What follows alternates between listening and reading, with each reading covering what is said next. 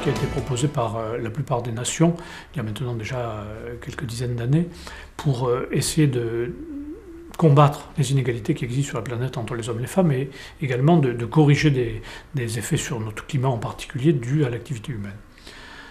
C'est un mode de développement qui essaie de respecter l'environnement, qui en tous les cas doit conjuguer respect de l'environnement, solidarité avec les hommes et les femmes, et en même temps, bien entendu, respecter des processus démocratiques.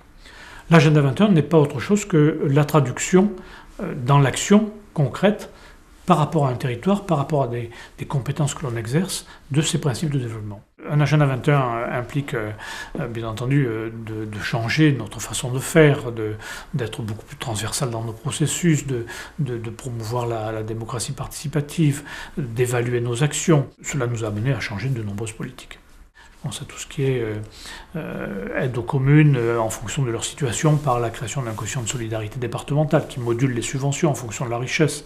Et puis surtout, la prise en compte, au travers de contrats de territoire, de programme pluriannuel d'accompagnement des intercommunalités dans un processus de dialogue local. Et je crois que de nombreuses politiques, finalement, ont progressé, et le bilan de cette période est quand même extrêmement important. Alors, nous devons encore progresser sur un certain nombre de domaines.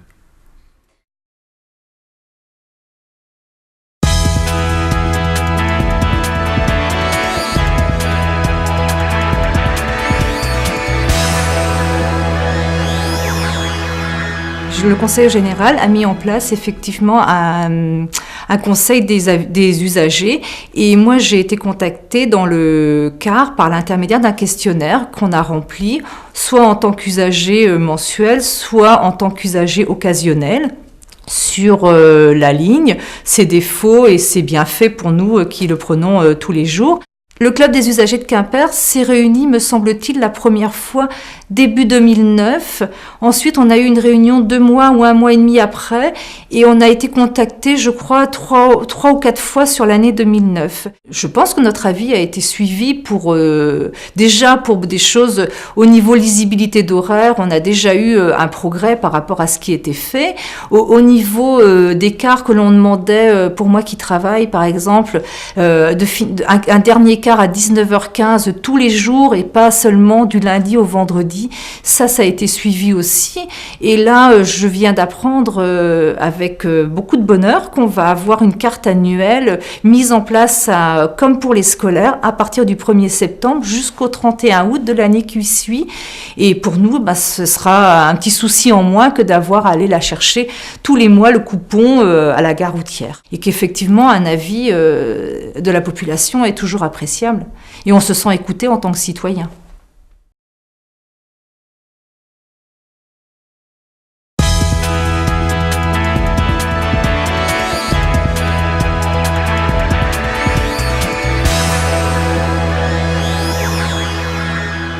Le Conseil général, au-delà de ses missions de tarification des établissements, souhaite particulièrement prendre en compte les conditions de vie des personnes âgées, qu'elles soient en établissement ou à domicile.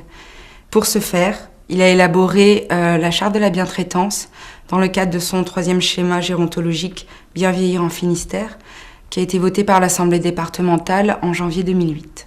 La charte de la bientraitance est un des thèmes qui a été évoqué lors du Forum participatif des personnes âgées en février 2007, qui a été le premier rendez-vous participatif organisé dans le cadre de la mise en œuvre de l'agenda 21. La charte de la bientraitance est une thématique transversale qui répond à différents axes définis par l'agenda 21, à savoir mieux vivre ensemble, comment répondre aux enjeux démographiques, tout en faisant de la qualité une exigence pour le Finistère.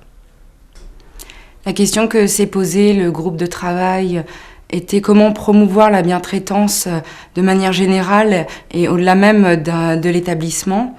Et il lui est apparu nécessaire de produire un document généraliste de type charte pour remettre la personne âgée au cœur du dispositif en tant qu'acteur de son accompagnement. Les personnes âgées ont été associées à l'élaboration du contenu de la charte en étant représentées par des associations d'usagers et de retraités, l'association Bien vieillir ensemble et le CODERPA, le comité départemental des retraités et des personnes âgées du Finistère.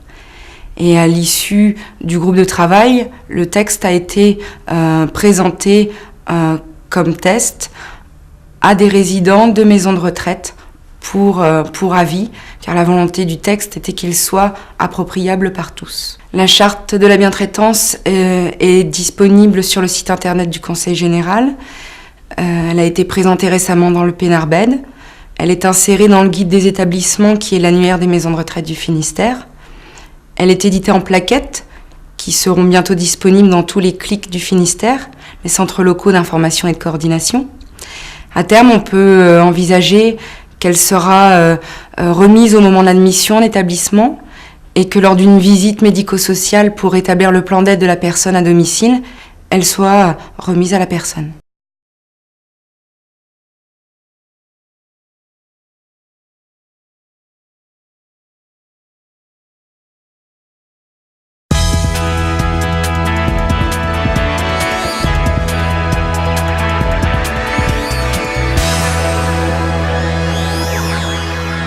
Nous devons renforcer nos processus de démocratie participative.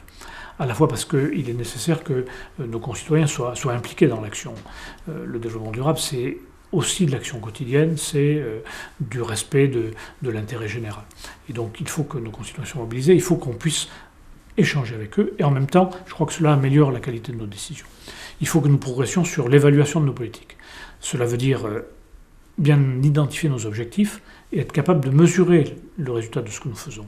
Et j'espère qu'un jour, tout le Finistère sera couvert d'Agenda 21 et que collectivement, nous serons plus forts ensemble.